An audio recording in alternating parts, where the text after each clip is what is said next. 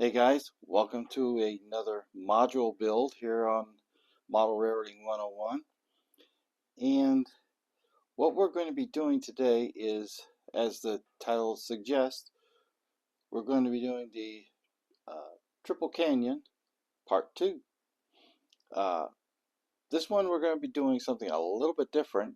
We're going to be adding, as you can see, I've started already, a skyboard, scenic backdrop, whatever you want to call it.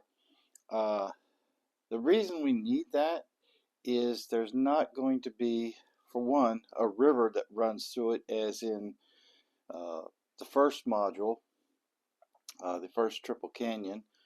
Uh, so, normally I don't even know if it's normal that a one of these has any kind of a skyboard to it, but we're going to add one to it because it's necessary. And the reason why it's necessary is this section right here.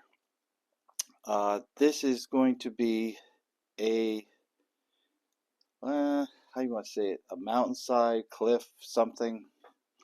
And there's going to be a water feature, a waterfall that comes down, and we're going to terminate somewhere in here, in this area. And this is also going to be the second Jurassic Park, okay?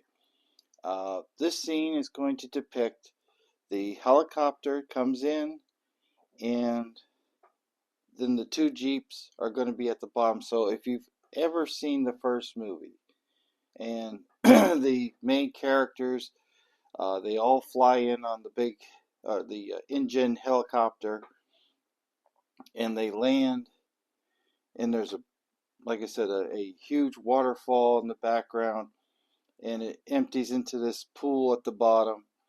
And where it goes from there, I mean, who knows? I mean, I've watched this sequence several times and I can't figure out where the water goes. It's got to go somewhere. But we're going to try and simulate that whole area. So I have it on the module on its back. I've already glued with white glue the backdrop, as you can see here. And then I went and took the hot glue gun that you see, and I made a bead on the inside, okay?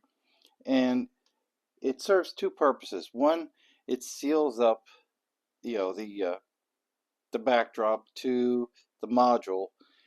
Also, it helps reinforce it. Uh, like the white glue is great, and it would probably have held, but I don't want to take the chance, okay? And that's gonna, all that bead that goes around, you can see it like right up in, if you look up in this section here, you can see it, and it's barely visible down here. That's going to get covered up with scenery anyway. So we're going to go now, and I'm going to get myself out of the picture here as soon as I figure this out. This is a nice new setup. Oh, well, now you see me. How about we change this? And we go, well, that's not working either. Okay, so we gotta figure this out. Hold on a second. Let's go back and let's go. Let's see if this works. Okay, that's not the right one. Let's go with this. And let's see if this works now. Nope. Okay, so they changed this program up on me. So now I have to figure it all out again.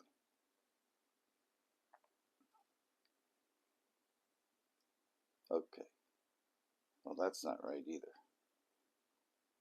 Well, let's see if I can do this now. Nope. Huh. Okay, well.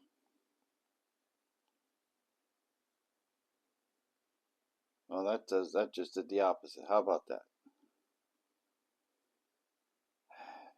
Okay, let's see if I can do this. There we go. That's better. Sometimes the old school ways work the best, huh? Okay, so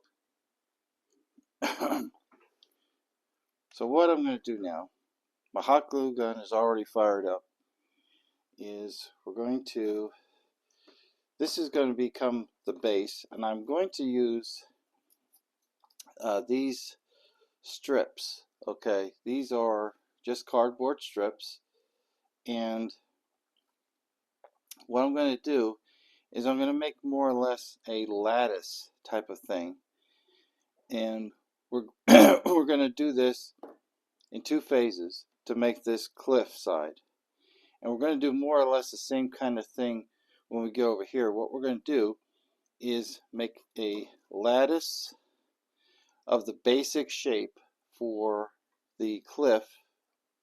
Just call it a cliff.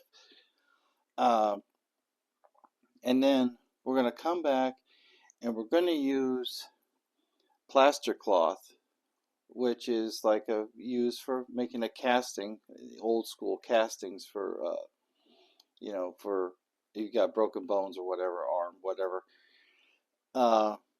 And that's going to make what they call a hard shell.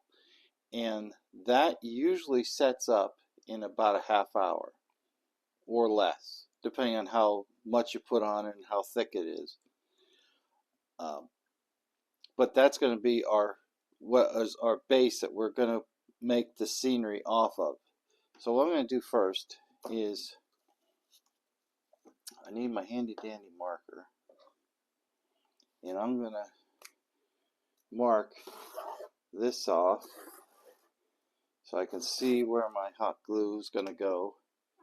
Now that's a pretty good, I wanted it offset because the pond is going to be roughly in this area.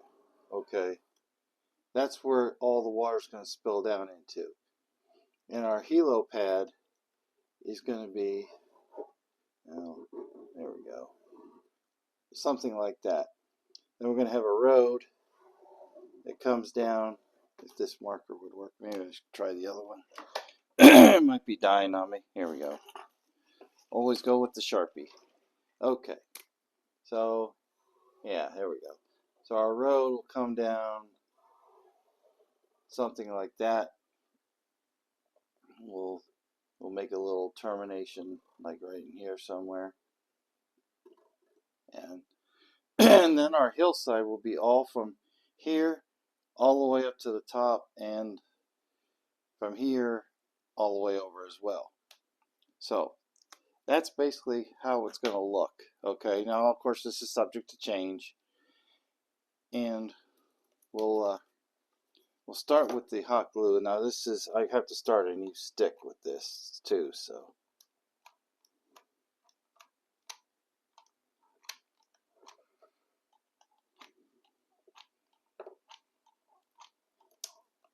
okay.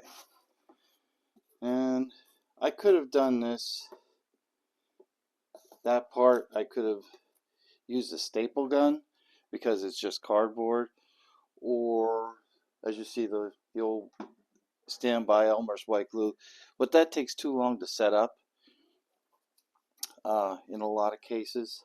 So what we're going to do here is I'm going to take this and I'm going to make a little tab here on the bottom. Now I'm going to work from the bottom to the top because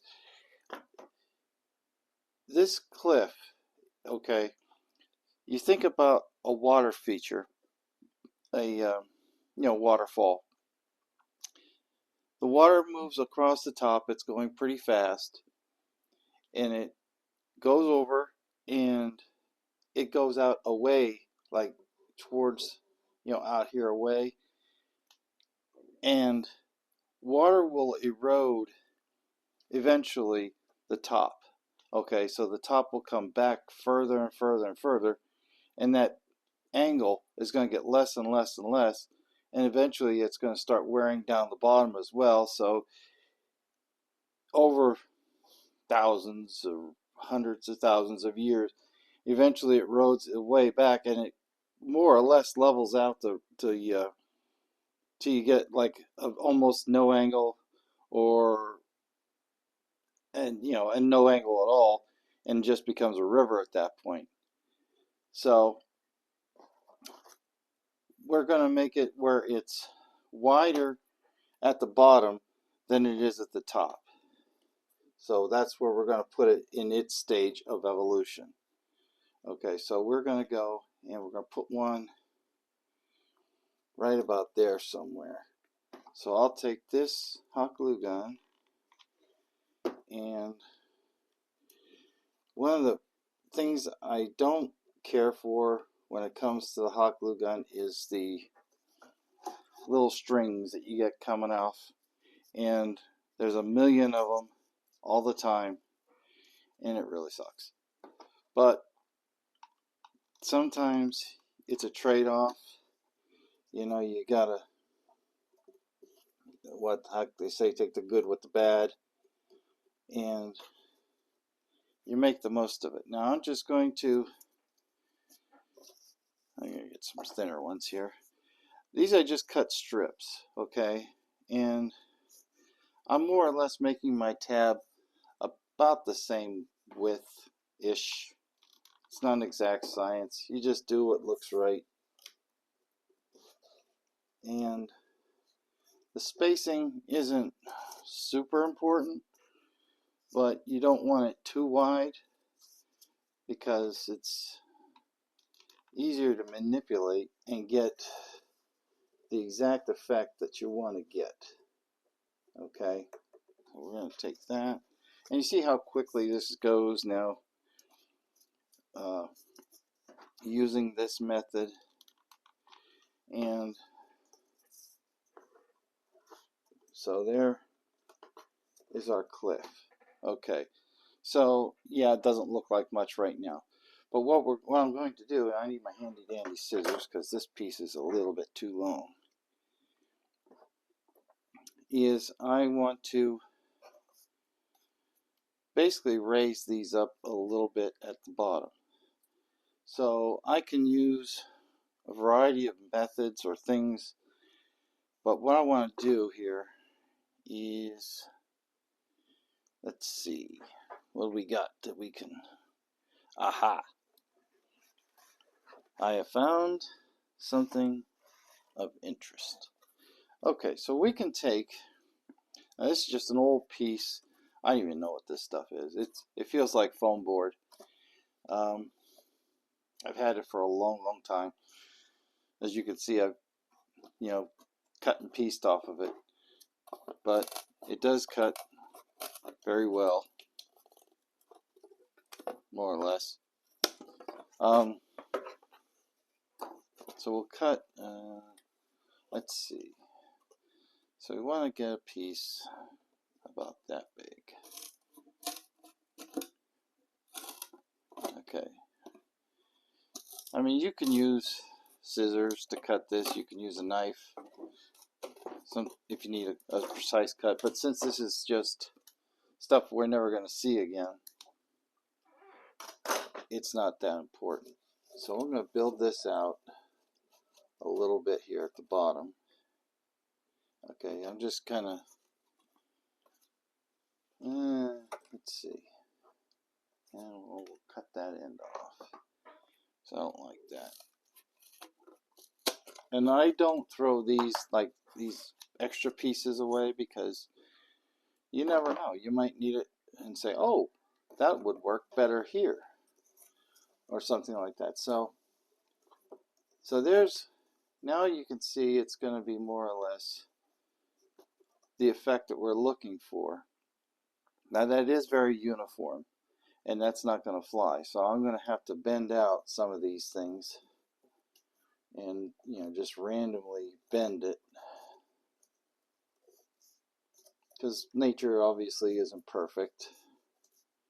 So we're going to just do some bending. And I mean, if you want to, with this, the way you cut these cardboard strips, and I just want to make a note of this, when you get a piece of cardboard, and I don't think I have a full sheet handy here somewhere, they will, you can see here, there's these lines that run through, and you can see them here. Now, if you want to, you can go and just, okay, see here's the honeycomb.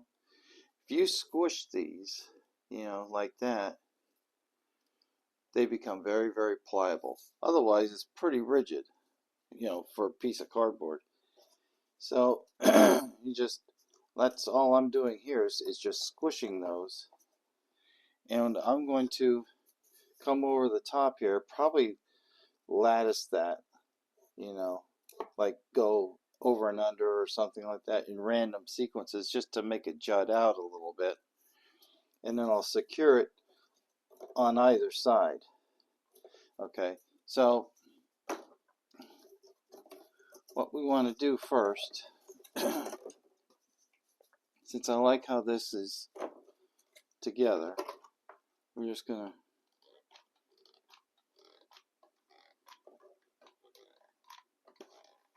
put that like that. I did have it this way. And then do that. And then we're going to pick these up. Now this is already secured, so that's what's, like I said, that's what's nice about this. Now I'm going to pick that all up, and I'm just going to put just a few globs, and as the French say, voila, it's done. Okay, so I do want to cut this strip back a little bit. Okay, that I'm not going to use. Okay, so now we're going to go. I'm going to do like I said, I'm just going to crush these so that they can bend and do all kinds of funny things, and make a little lattice. And like I, you know, you go over and under. Like this one, I'm going to do almost. You think of it like an apple pie, like old school apple pie. So that's what we're doing there. Now, this is going to be covered over with scenery, obviously, so it's not going to be seen. So we're going to put a glob there, and that's going to hold that in place. Now, obviously, we're too long over here, but it's not going to be too bad. It'll help with a taper that we go this way. So we'll just put a glob there, and that's held. So now I want to do this up here, and you don't have to do like I'm doing. This is just to help randomize the mountain, cliff, whatever. Okay, yeah, that's good. So we're gonna move this aside here so we don't glue them down, and put that there, and we're gonna tack it over here, and that's all there is to this. And so now I'll come across here, and I think I'll lift this one in the middle up a little bit. We want to randomize that a little bit more. Okay. And you don't have to just use this, you know, or glue. If you want to staple these go great with a staple gun. Only thing, I didn't want to try using the staple gun because of the fact that, well, it's going to a show and the staples will come through, and then you gotta sit there with your metal cutters and cut them all away. But and how far apart you make these is up to you. Okay, but we're gonna go and we're gonna glue this down here.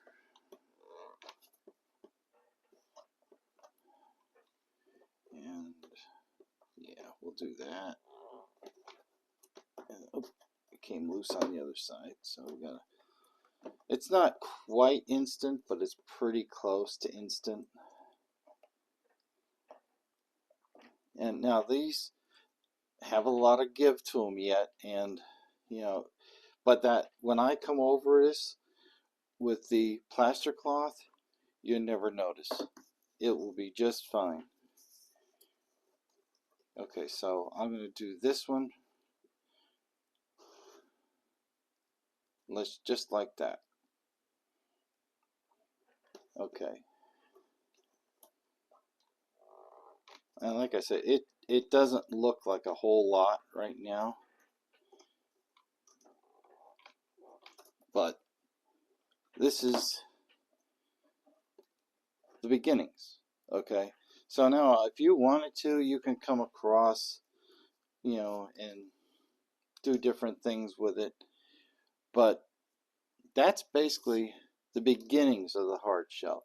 So we're going to take a short break here, after I hold this down for a minute or so, and when I come back in this video, we're going to do some work with the plaster cloth, and it's very interesting work, and you'll see exactly what I'm talking about. Now,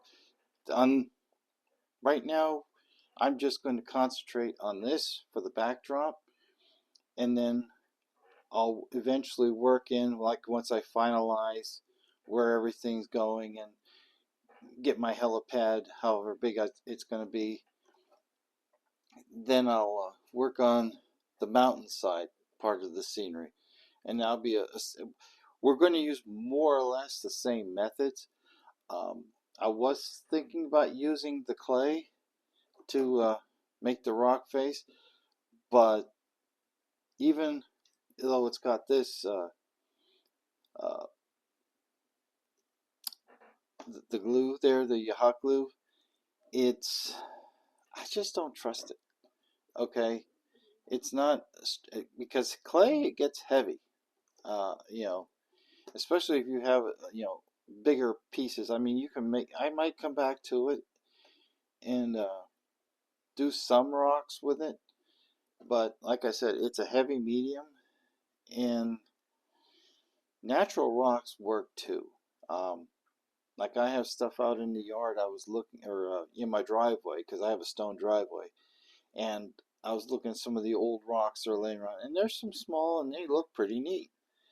But we'll see how it goes. But anyway, we're gonna stop here, and we're gonna come right back with the doing the plaster cloth. So stick around. We'll be right back. Okay, so here we are again, and we are going to start uh, putting this plaster cloth on, and we've prepped our area a little bit, mainly because it's messy. Okay, so I have my water right here, so you can see it's a little tub of water, and that's all we really need for this step. And this is well, it's the name brand here is Ortho Tape. It's you can see here it says Ortho Tape plaster bandages, which is what we talked about. It's, if you go, and like I said, Woodland Scenics makes, that's their thing, and they do something called plaster cloth, which is what everybody generally calls it.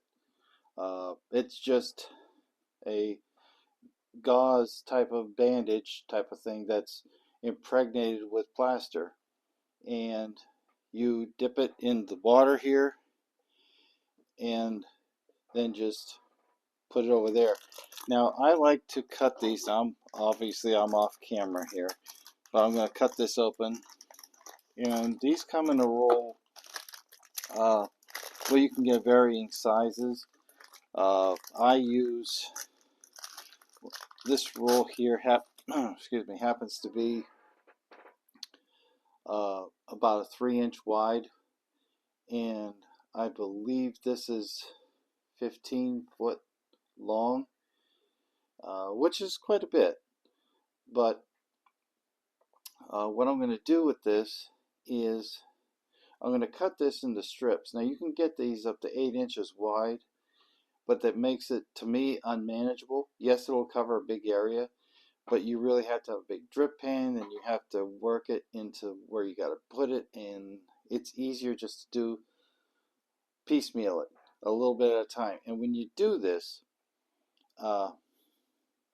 work your seams in one direction. Now we're going to start at the bottom and come up to the top.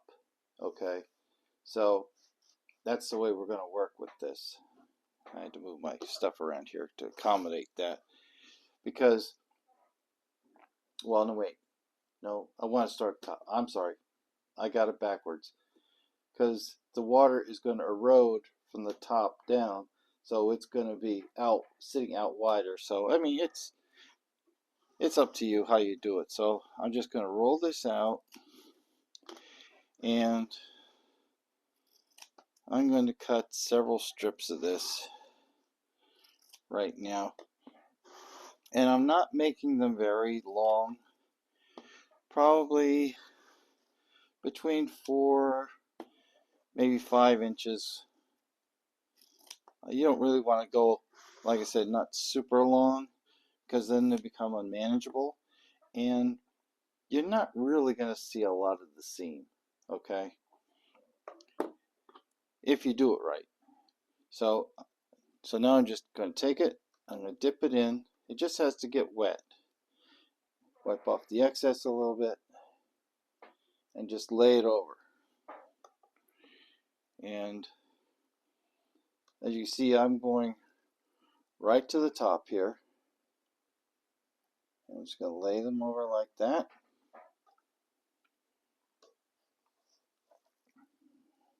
I guess we'll put one right here.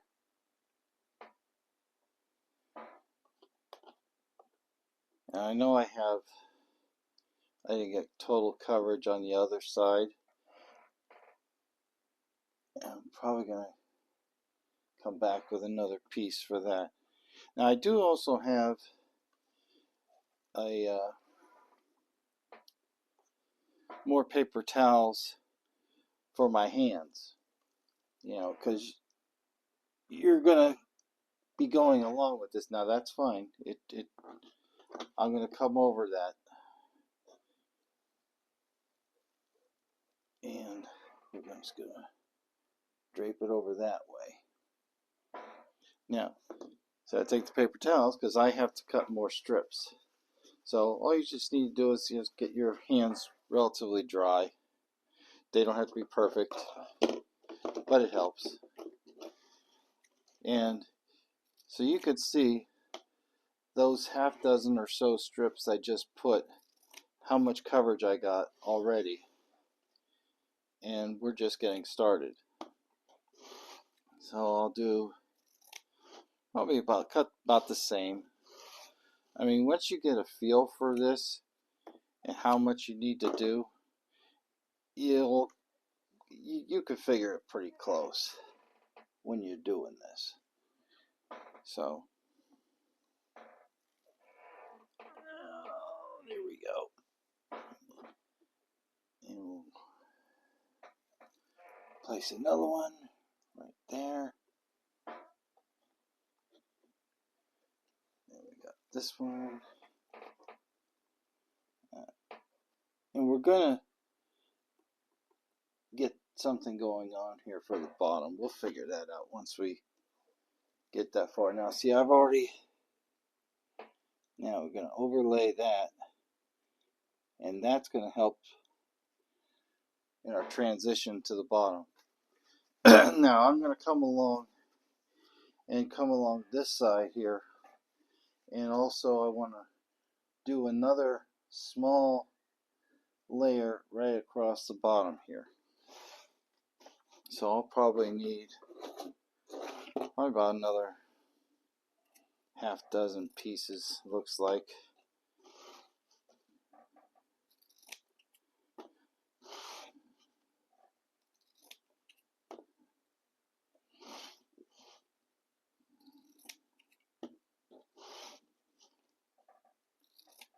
We'll do about 5. Let's see where we're at. Okay, so obviously we're going to be going against the grain a little bit. But once we cover that over with scenery material, you'll never notice it. So we're going to go down like this.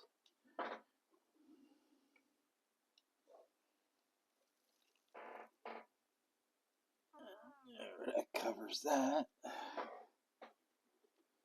And it might be 1 or 2 more. We're almost there now, baby. Okay, and you can bunch these up. I mean, it doesn't have to be perfect, you know, but that helps make a little border there at the bottom. Okay, so we're going to do this, and we're going to bunch that up a little bit. Okay, and come along, shape that a little bit. See how everything. Okay, and basically that hard shell is now done. All I have to do now is let it sit, and probably in probably about a half hour to an hour, that will be completely dry, and it will be like a like a cast. I mean, it will give a little, but not like a lot. And I will be able to come back and use this stuff. Yes, it's joint compound, or another name to look for. I mean, that's DAP, okay? They call it something different. This is what I'm used to it being called. It's basically stuff for your drywall that you put over the holes, and that works really well. It beats the tar out of using regular patching plaster, and it's going to be more lightweight. Okay, like I said, we don't want to put too much pressure on this. So we're going to end the video here today, and we're going to come back on our next installment, and we're going to finish up the mountain here, or hillside, whatever, cliff, whatever you want to call it. You can see it's kind of taking a little bit of shape. We're going to come back, we're going to put the spackling on it and see what it looks like. If we need to add some natural rocks, we'll do it at that time. And then we'll get ready to figure out our next steps from there. I don't know if I want to paint that first. I might. I could always come back and touch it up.